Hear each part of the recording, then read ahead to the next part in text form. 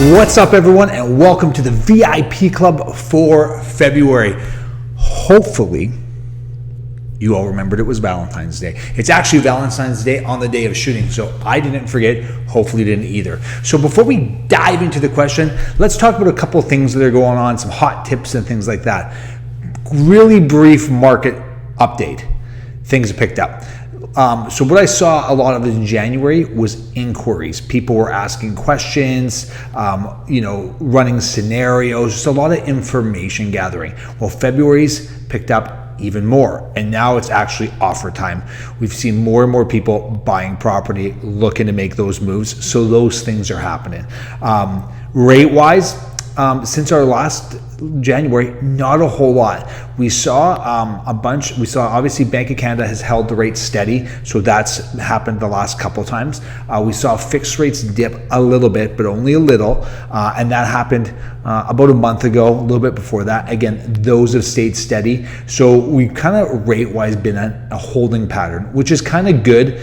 It's good for consumer confidence, for people to feel like, hey, you know what, things are starting to settle down, and realistically, hopefully trending downwards.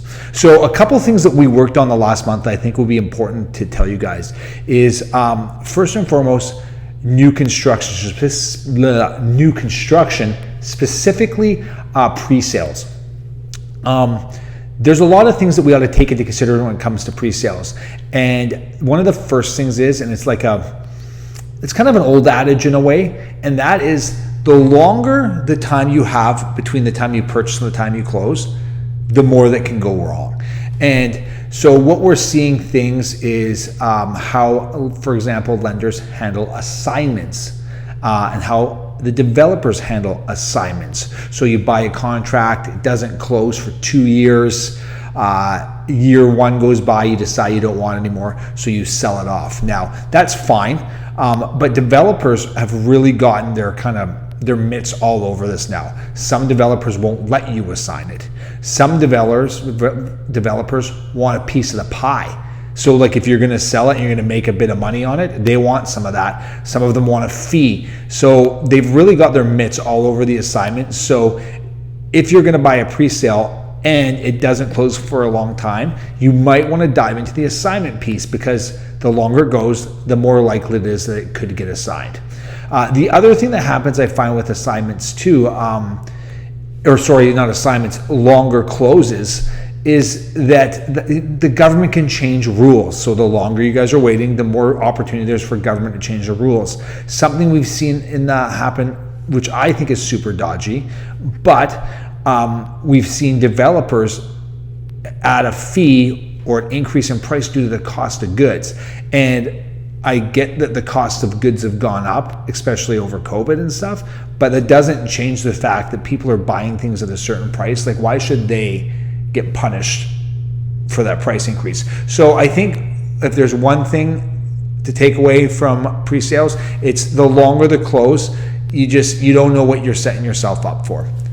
Number two, when it comes to pre-sales though, and this is really important too, take a real estate agent. Like, a lot of people go in and they have to see the awesome show home, everything looks good, they're super nice to you, and you forget that those people work for the developer, and some of them are often real estate agents. So not that there's anything wrong with that, but their job is to work in the best interest of that developer.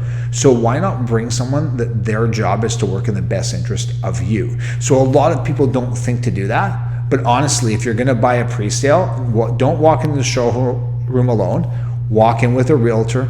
And the other thing that's actually a cool feature if you're going with a realtor, as soon as you walk in with the realtor, they're not really allowed to harass you anymore. They have to talk to your realtor. So something to keep in mind when you're buying pre-sales.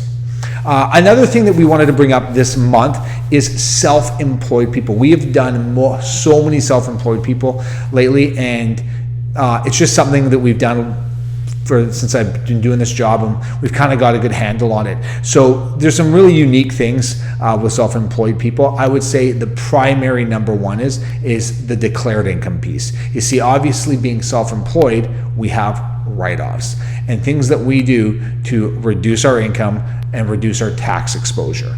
And so often what happens is what is declared on your T1 and your NOA isn't really what you make, because there's expenses rolled into that you pay for on your day-to-day living. So we've gotten really good. We've got all sorts of lenders, whether it's, we actually just did one through a bank, and the person didn't declare. So here's a great example of what happened is that we had someone that actually wrote their income down to $33,000 a year.